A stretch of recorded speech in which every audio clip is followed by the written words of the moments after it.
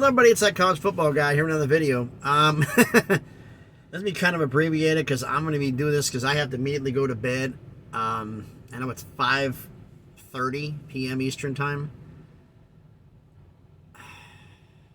Let's do what the video is titled about: ASU's self-imposed bowl ban. And people saying, "Oh, they shouldn't have done it because these kids deserve a chance to go." You weren't going to a bowl. You weren't good enough. I'm sorry. You're not.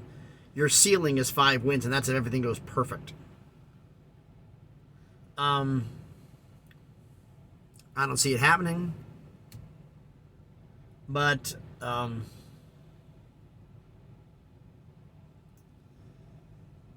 it was basically done. I honestly, excuse me. I honestly believe that this was done so that way any of the major penalties will have taken effect while they were in the Pac-12 versus when they come in the Big 12. They lose some scholarships or something, that's fine. But they won't miss any postseason bans, and it won't look bad on the Big 12 because all of that was done prior to them joining the conference. I think that's something to do with it. I don't know. I don't know if Brett Yormark or somebody suggested that or the alumni did or whatever. But that sounds kind of like what this was for. Pac-12's dead. I mean, well, not officially. We still don't know if Stanford and Cal and SMU, and that crazy mess, and they're going to the ACC. That's going to happen. Apparently, I got multiple people saying everywhere that Gloria Nevarez, the commissioner of the Mountain West, talked to Oregon State and Washington State, and they were very impressed with her. Mike Oresco, it was a lot of the previous 2 days over on Monday, and Mike Oresco is going to be talking, I think, tomorrow. I think it's Monday, Tuesday was her, and Wednesday, Thursday, I think is Mike Oresco or something like that. I don't know how it was. I don't know if it's a 1-day presentation or 2-day presentation, whatever the case may be. But they were impressed with Gloria Nevarez, and Mike Oresco is going to make his pitch. And I made my feelings known, even though I've been a fun day. Even though I lived in Vegas and know the Mountain West, it's still to me the better option. Money-wise, no, it's not. It sucks money-wise. And I've said before, I put out the tweet about the fact $8 to $10 million is rumored for the Mountain West. In addition, and extending the media deal by 1 year, and like I said before, and AAC going 10 to 14, but they want to extend the deal by 3. So would you rather be in a conference where by 2027 you can get out and get a look at the landscape, and if you want to go to the AAC, you can. If you want to go to the Power Conference, you can. If you want to stay in the Mountain West, you can. If you want to go to the ESPN, you can. Or do you want to be stuck till 2031 was it a 30-month warning, 20-something month, whatever the heck it is, warning, 24-month warning, notice for you to leave the conference? That's insane. You're going to make $4 million max more money. You're going to spend about $1 million plus in travel expenses in addition to this. Is it worth the money? The question is simply this: who would you rather have as a partner?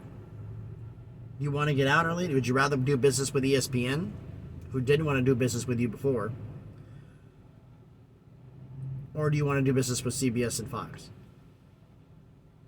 I'd rather do CBS and Fox because ESPN made it clear that when they extended the AAC's deal and came to $7 million for the schools leaving, that was based upon the TV markets, but they had to perform on the field for the next contract to have the same value or greater. If they didn't perform, there's a small chance the AAC may go down in revenue, or at best stay at 7. And if they get these other teams in here, it's just, I think for flexibility purposes and everything else, it make more sense. But if you need that extra $3 million, is that important to you? Lock yourself up in a long-term deal for the next decade. Having your basketball team travel, really, you can go and travel, play Boise. You can play San Diego State. You can go to Vegas to play UNLV. You can go and play Colorado State. You can play New Mexico, play Air Force, play Wyoming. Or, and you're somewhat close to home for your Olympic athletes. Or charter that flight to Charlotte for a conference basketball game. or the flight to Rice, or fly down to Miami to play FAU,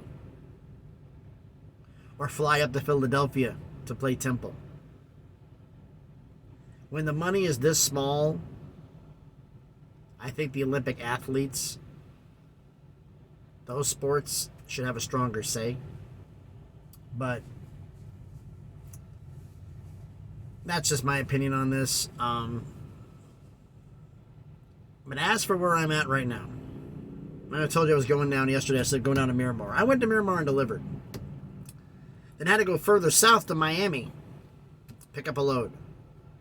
And Adelia is starting to show up. I'm hearing, I'm Punta, P-U-N-T-A, Gorda, G-O-R-D-A, Florida. South of Tampa. I was going to take the Florida Turnpike and go up north to take the 95, but out of Miami, both of them were closed due to storm damage from the lightning storms that were happening down there while I was getting loaded up, and also from multiple accidents that happened because of the storm as people were trying to, panic and get up to Georgia. That's what people were saying. They were heading to Georgia, to North Georgia, go north of Atlanta, see some family in Tennessee and Kentucky or in Alabama, since the at the Panhandle, with Panhandle and Florida meet north of Tampa, is where the tropical storm, probably Category 3 or 2 hurricane, will make landfall tomorrow, 8 a.m. I'm here. I'm already in my 10-hour break because I got to get up at 3 o'clock in the morning, Eastern Time, and get going. I was going to go further north, and I had an hour more drive time left, but there is a major accident up ahead, and it's blacked up traffic for 45 minutes, so I'm like, I'm not even bothering. Because I get where I need to get to the next spot on 75 where there's a parking space that's legal, that you won't get towed or cited by a state trooper or a sheriff deputy. I wouldn't make it. So I had to stop short. Don't like doing it, but sometimes you got to do it. So yeah, I'm basically just spending tomorrow morning with a hurricane less than a little over a day from making landfall, racing with a possible hurricane out of the state of Florida and up to Georgia. Got to head back to Tennessee with this load. So I won't make it to where I got to deliver to, but at least clear Georgia and Atlanta, which is way clear of the storm. I just got to hope while I'm here in Tampa that it doesn't get too wild tonight. But we'll see. So, thanks everybody for watching the video. I'm a little out of it right now because I had to figure out about 14 different alternate routes because of hurricane. If they do implement hurricane evacuation routes, I have to know them all so I know which ones the truck can take and which ones the truck can't. Yeah. Last time I had to do this was when I had to head up near New York City when I forgot the hell it was. Hurricane Isaac. Went up the Carolinas and partially was in New York City and knocked out a lot of stuff on the turnpikes. A lot of power got knocked out, poles all over the interstate. It was messy. But, yeah, it's going to be fun.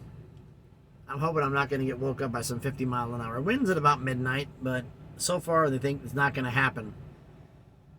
Because where I'm at, I'm kind of far inland. And I also have a light load.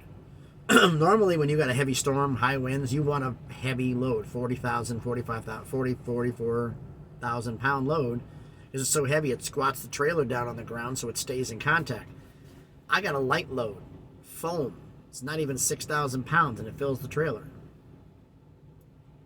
So I'm going to get tossed around like a rag doll if the storm's anywhere close. Might blow me off the highway and down a ditch somewhere. I don't know. Life of a trucker. You got to play with hurricanes and tornadoes and everything else. That's what it is. So, thanks everybody for watching the video. If you haven't done already, please smash the like button, hit the thumbs up. It helps with the algorithm. It helps the video be seen by more people. Comment on the video. Arizona State self-imposing the bow ban. Do you think it's a good idea? I think it is, because it gets them clear before the Big 12.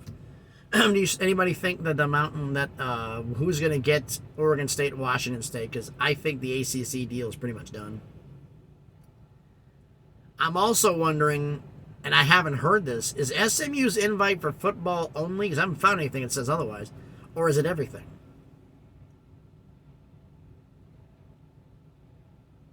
That has me wondering, like, is that football only or is it everything? Is it football only? Okay, it makes sense. But everything? Yeah. Unless they plan on putting them on permanent half share.